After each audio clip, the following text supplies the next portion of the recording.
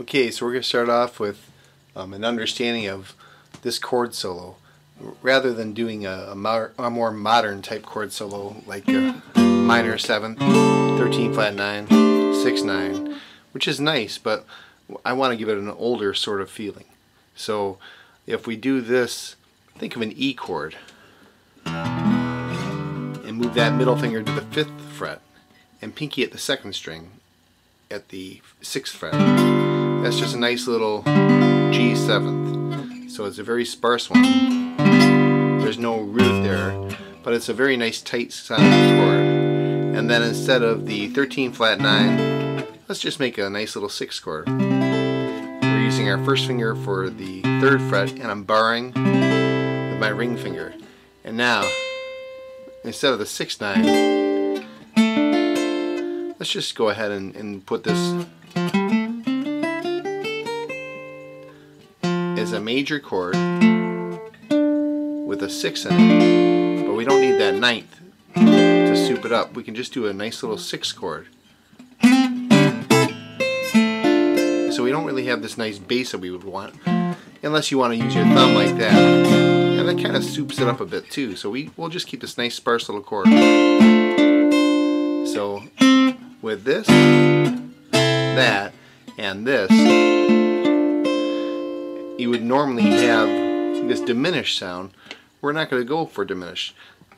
Think of barbershop sorts of harmonies, and they don't use diminished either. They're going to use 7ths.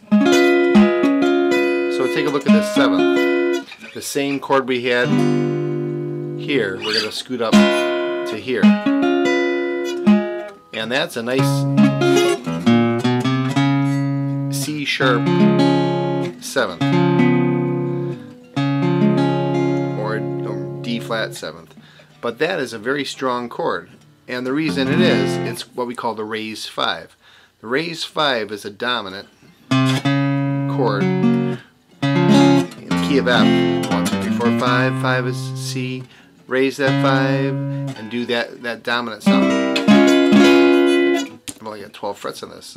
That's a very nice sound that way. And for a little bit of it, I'm hitting a harmonic there, where it works nicely for the 12th fret. And then you can just go ahead and do your G minor and a little bass note a la Eddie Lang.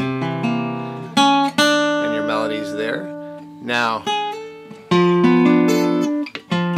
let's take a look at this chord. Here's a G 7th. That's all it is. So pinky at the 10th fret, first at the 3rd string, 7th fret. It's just a different voicing for the G7. And the way to remember this quickly, think of a D minor and put it to the set of strings above, and then again, and then slide it there. You put your pinky there on the 10th fret, the 2nd string for your melody. And then just bring that down 2 frets. We've done these many times before, so we know this. Pinky at the 2nd string, 8th fret, middle at the 3rd string, 7th, ring at the 4th string at the 8th fret, middle, first at the 5th string, 7th. And just turn that into a diminished. And that's alright, that doesn't sound too new because of that resolution. And we're resolving chromatically back towards our dominant, or 5 of the F.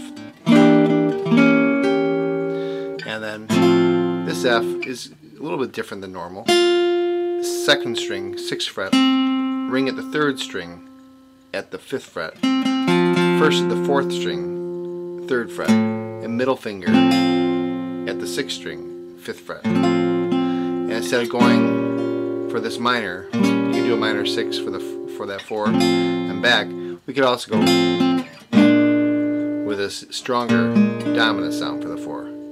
So this is simply 6th string at the 6th fret, 4th string at the 6th fret, and ring at the 3rd string, 7th fret. Back to that. Now for the melody, with your eyes, you can give a little trill back into that nice little F there. Now we're going to do an A7th, very sparse A7. Think of a D chord, one set of strings higher, up at the 5th fret. And then we're going to do one of our favorite little 6 triads. And this is just a B flat 6, middle of the 6th string, 6th fret, first of the 4th string, 5th fret. And that's 3rd string, 7th fret. And then let's turn it. This is a D7th, but we're putting the 5 on the bottom with our thumb. And that's G7th. So a D7th, just like this D7th. 1, 2 sets of strings higher, middle at the 5th fret, and thumb at the 6th string. And this is a G7th. So